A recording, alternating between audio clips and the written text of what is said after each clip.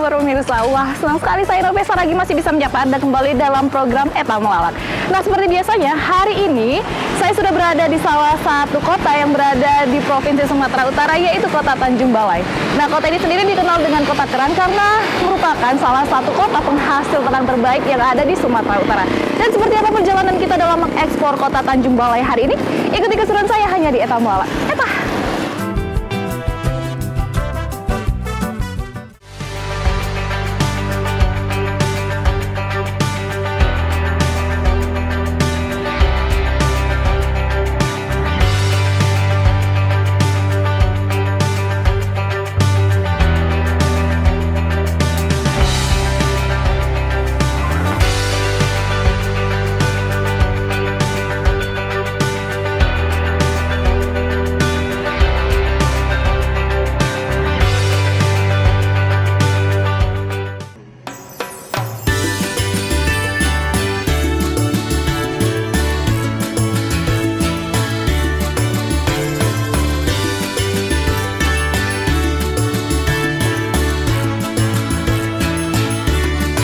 Tanjung Balai adalah salah satu kota di Provinsi Sumatera Utara, Indonesia.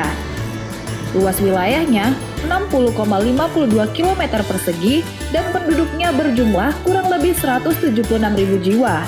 Kota ini berada di tepi Sungai Asahan, yaitu sungai terpanjang di Sumatera Utara. Jarak tempuh kota ini dari kota Medan lebih kurang 186 km atau sekitar 5 jam perjalanan kendaraan.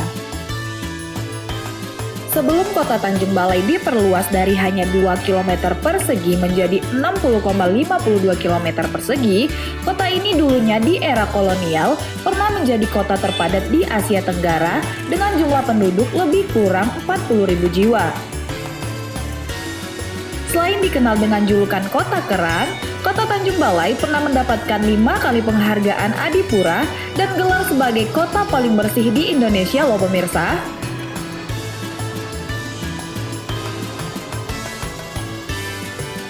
Walaupun memiliki luas wilayah yang kecil, namun Tanjung Balai memiliki sarana umum yang harus diacungi jempol juga pemirsa. Sebab kebersihan di tempat umum seperti Taman Sudirman ini pun sangat terjaga dan fasilitasnya pun sudah cukup baik.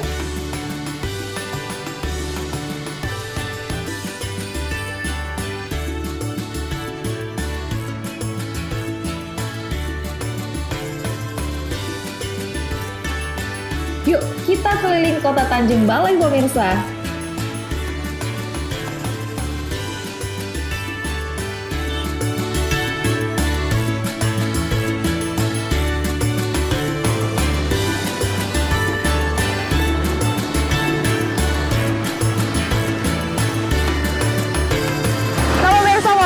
Tanjung Balai merupakan kota yang memiliki wilayah yang cukup kecil, namun ada saja tempat-tempat menarik yang tak boleh kita lewatkan ketika kita mengunjungi Tanjung Balai ini. Nah, salah satunya adalah Jembatan Tabayang ini. Jembatan Tabayang merupakan jembatan terpanjang di Provinsi Sumatera Utara yang memiliki panjang sekitar 600 meter. Nah, jembatan ini sendiri menghubungkan kota Tanjung Balai dengan Kabupaten Asahan, dan pemandangannya tak perlu diragukan lagi. Mari kita nikmati pemandangan yang indah dari Jembatan Tabayang ini.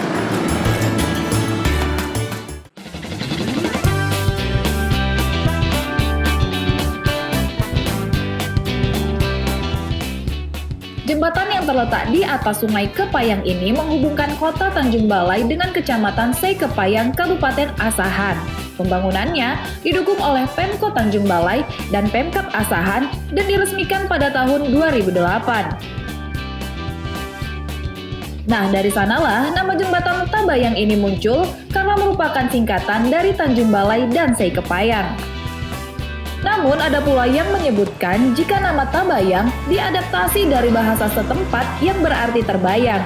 Hal ini selaras dengan pemandangan indah yang disajikan dari atas jembatan ke arah sungai, dan akan membuat siapa saja yang mengunjungi jembatan ini terbayang-bayang akan keindahannya.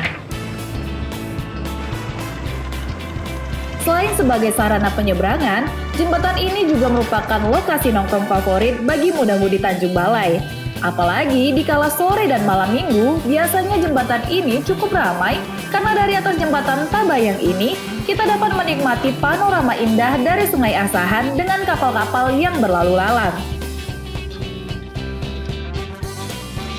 Dan jangan khawatir kelaparan ketika ingin nongkrong di jembatan ini pemirsa. Karena di sekitar jembatan juga banyak terdapat pedagang yang menjual makanan dan minuman ringan yang dibutuhkan saat menongkrong. Kita lanjut explore lagi pemirsa. Eta!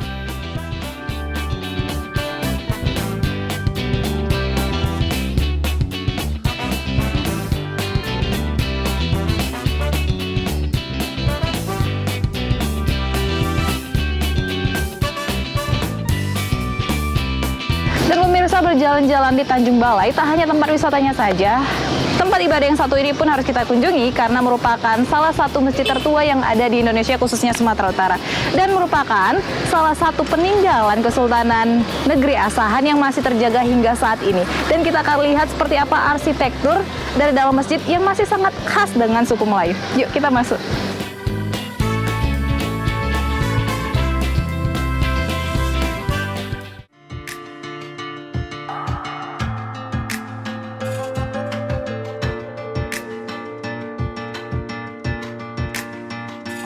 Sesuai dengan namanya, masjid ini didirikan oleh Sultan Ahmad Syah dari Kesultanan Asahan pada saat itu.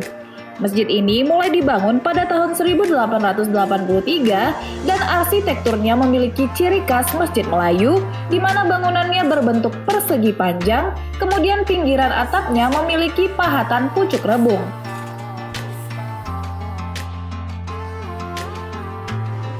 Masjid ini memiliki keunikan tersendiri dalam bentuk bangunannya, yang mana tidak adanya tonggak atau pilar penyangga loteng yang berada di tengah bangunan masjid.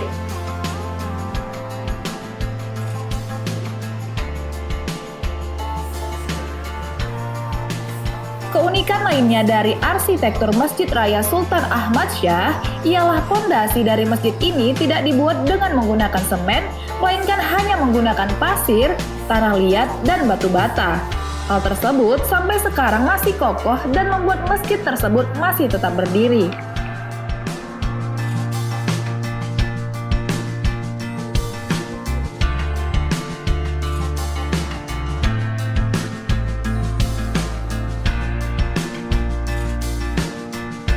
Nah pemirsa, setelah tadi kita mengunjungi Jembatan Tabayang, Masjid Sultan Ahmad Syah, sekarang kita sudah berada di salah satu ikonnya dari kota Tanjung Balai, yaitu Waterfront City Tanjung Balai. Nah, dahulunya tempat ini merupakan pesisir pantai yang kemudian dikelola oleh pihak setempat menjadi lokasi wisata yang banyak dikunjungi masyarakat sekitar Tanjung Balai juga. Nah, dari sini selain bisa melihat pemandangan kapal, kita juga bisa melihat Jembatan Tabayang yang sudah kita datangi sebelumnya. Wow, menarik sekali.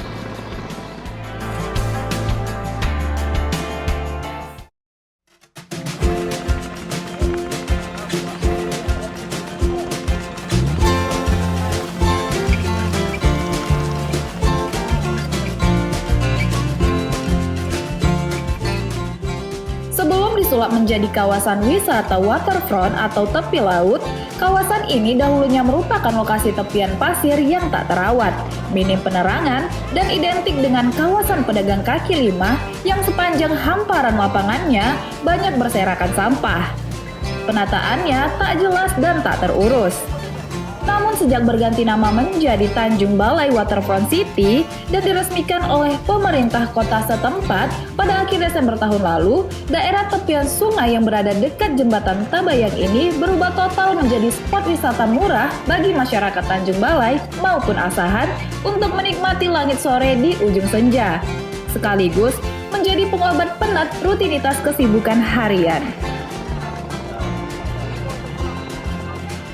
Jika ingin merasakan naik perahu nelayan berkeliling Sungai Asahan di antara puluhan kapal ikan, kita bisa menumpang perahu wisata yang disiapkan penduduk setempat di sana. Tarifnya hanya 10.000 per orang berkeliling naik sampan motor dengan durasi sekitar 15 hingga 20 menit. Bagaimana pemirsa? Tertarik? Nah pemirsa, berbicara kota Tanjung Balai dan sekitarnya, setelah puas melihat kota Tanjung Balai ini sendiri, setelah ini saya masih akan mengajak kalian semua untuk melihat salah satu rumah produksi dan mengikuti kegiatan proses pembuatan kerajinan tangan yang berasal dari kulit kerang juga siput. Seperti apa prosesnya? Ikuti terus perjalanan saya di Eta Melala.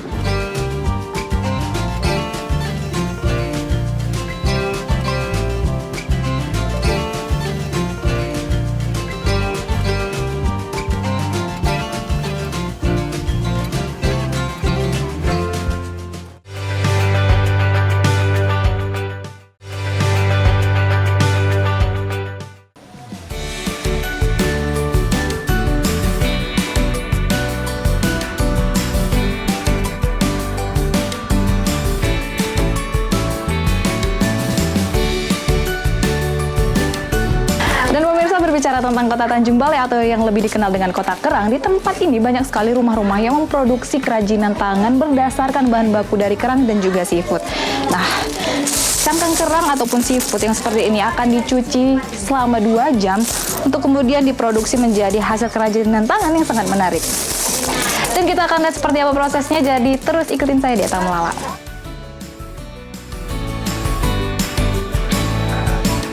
Nah, rumah produksi kerang dan siput yang saya datangi hari ini adalah milik Ibu Ani yang berada di Jalan Utama Pulau Simardang, Tanjung Balai.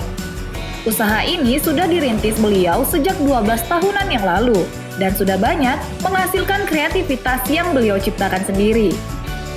Biasanya Ibu Ani akan membeli cangkang kerang juga siput yang sudah kosong dari pedagang di pasar, yang kemudian dibersihkan dan direndam kurang lebih 2 jam dengan kaporit supaya cangkang bersih dan putih.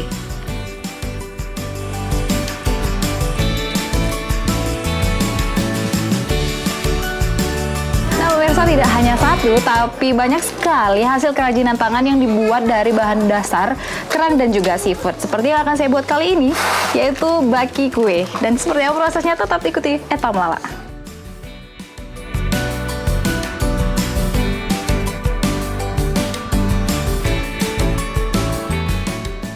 Proses awal sebenarnya adalah membentuk pola, kemudian dilanjutkan dengan membuat kerangka. Namun untuk proses ini sudah dikerjakan terlebih dahulu oleh suami Bu Ani. Baki yang sudah terbentuk kemudian akan dicat dengan cat putih, tipis saja asal seluruh permukaan kena dengan rata. Fungsinya adalah untuk memperindah tampilan dari si baki tersebut.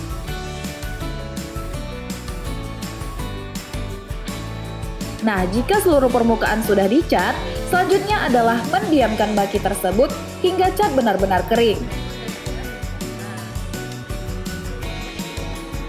Nah, setiap harinya ada saja kerajinan yang akan dikerjakan oleh Bu Ani dan 2 karyawan lainnya, mulai dari tempat sirih, pas bunga, dan banyak lainnya. Kadang-kadang juga mengikut permintaan dari orderan.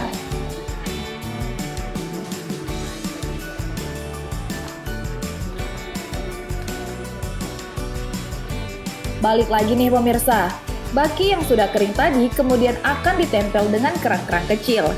Nah, Bu Ani menggunakan lem tembak sebagai perekatnya dengan alasan lem ini jauh lebih kuat dibandingkan lem lainnya.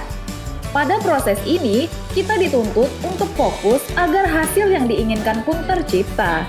Ya, kalau saya sih namanya pemula, wajar saja berantakan ya pemirsa. Hahaha.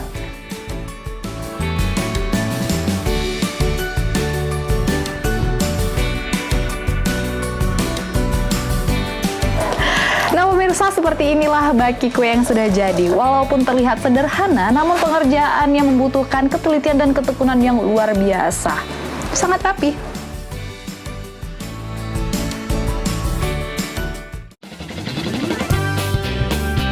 Lama pengerjaan sebuah kerajinan biasanya hanya memakan waktu 1 hingga 2 hari saja pemirsa. Harga yang ditawarkan pun bervariasi mulai dari 100 hingga 300-an mengikuti permintaan. Harga tersebut rasanya sangat pantas, mengingat kesulitan dari pengerjaannya pun cukup tinggi.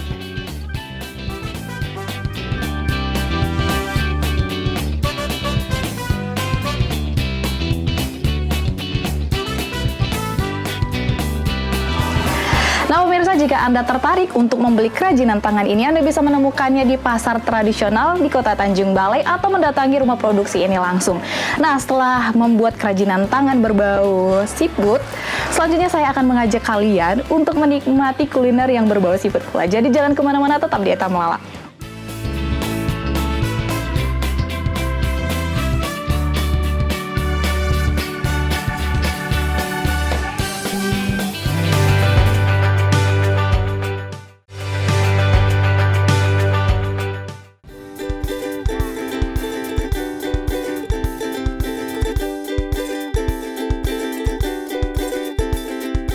Pemirsa, masih di Eta Melawak dan kita lanjutkan perjalanan kita berikutnya. Dan sekarang saya berada di lapangan Sultan Abdul Jalil atau yang biasa lebih dikenal dengan lapangan pasir. Karena pada dahulunya lapangan ini beralaskan pasir putih. Nah, lapangan ini juga merupakan salah satu landmark dari Kota Tanjung Balai yang merupakan tempat asik untuk berkumpul bersama keluarga. Mari kita nikmati lapangan Sultan Abdul Jalil.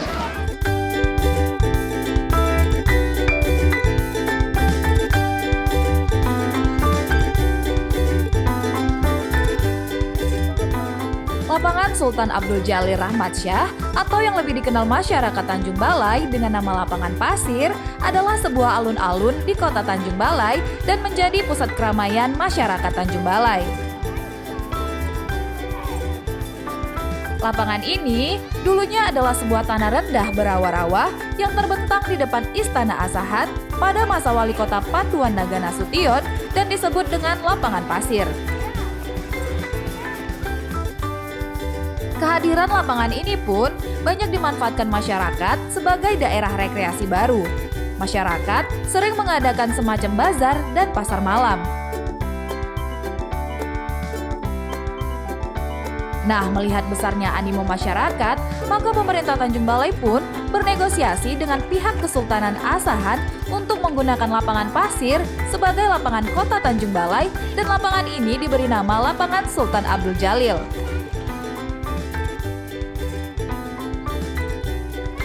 Di tengah lapangan ini berdiri tegak sebuah bangunan podium yang berelief cangkang kerang raksasa, yang merupakan simbol dan ikon Kota Tanjung Balai sebagai kota penghasil kerang.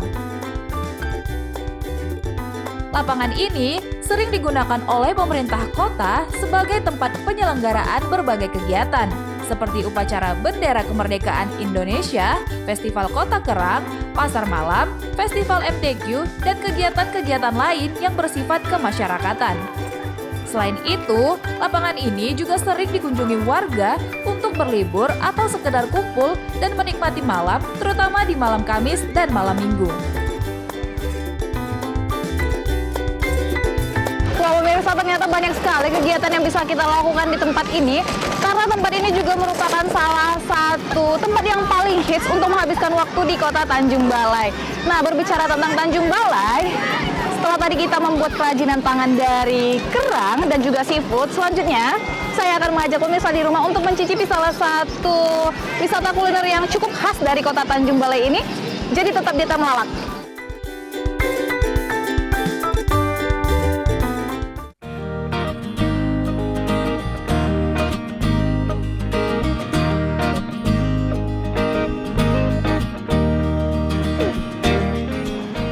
Nah, ini dia pemirsa, tujuan kita berikutnya. Lokasinya sangat mudah ditemukan karena berada tepat di pinggir Jalan Sudirman, Kota Tanjung Balai.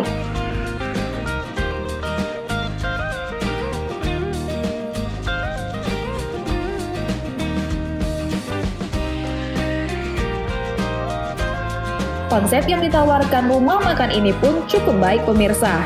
Sudah mengikuti tren kekinian, namun kenyamanannya juga terasa. Tempatnya harum dan bersih. Meja dan kursinya pun ditata dengan rapi. Ditambah dengan kehadiran bunga-bunga dan tumbuhan lainnya yang memang sengaja dipajang untuk diperjualbelikan. Wah, menambah komplit saja rumah makan ini ya pemirsa.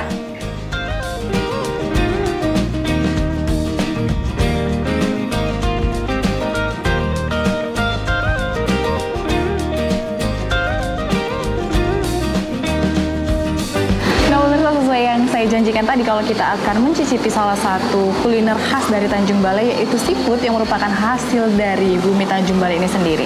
Nah, sekarang saya berada tepat di Zara Seafood yang merupakan salah satu tempat yang cukup terkenal di tempat ini, dan kita akan menikmati masakan khas dari sini.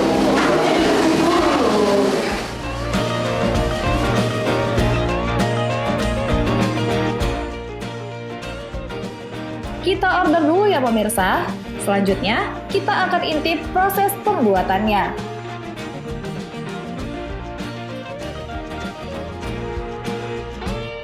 Kepiting, udang, cumi dan bahan lainnya diambil dari tempat pendingin, kemudian ditimbang sesuai dengan porsi, lalu dipotong, selanjutnya dicuci dan dibersihkan.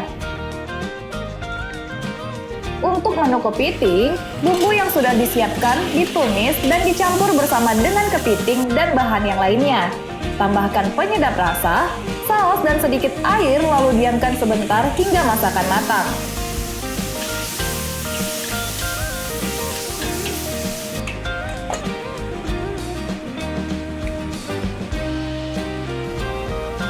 Begitu pula dengan cumi-cumi. Prosesnya tak jauh berbeda dengan menu kepiting sebelumnya. Nah, untuk cah kangkungnya, cabai, bawang, dan tomat ditumis menjadi satu, ditambahkan dengan sedikit saus, kemudian masukkan kangkung, berikan penyedap rasa dan air secukupnya, lalu tunggu hingga matang.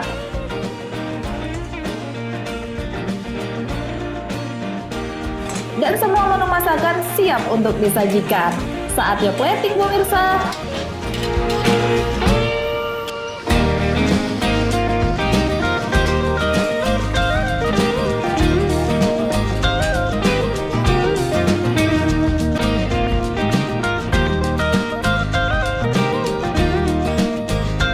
Dan ini dia menu kita pemirsa. Kepiting saus tiram, cah kangkung, dan cumi-cumi asam manis. Dan berhubung pesanan kita sudah datang, saatnya kita mencicipi makanan yang sudah kita pesan. Mari makan!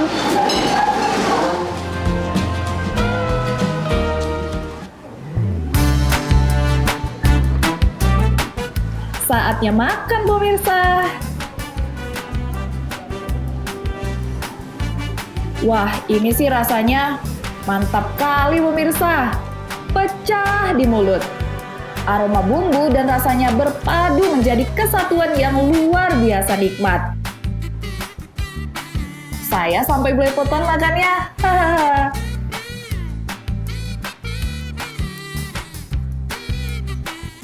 Semuanya enak, jadi tak boleh disisakan ya pemirsa. Hehehe.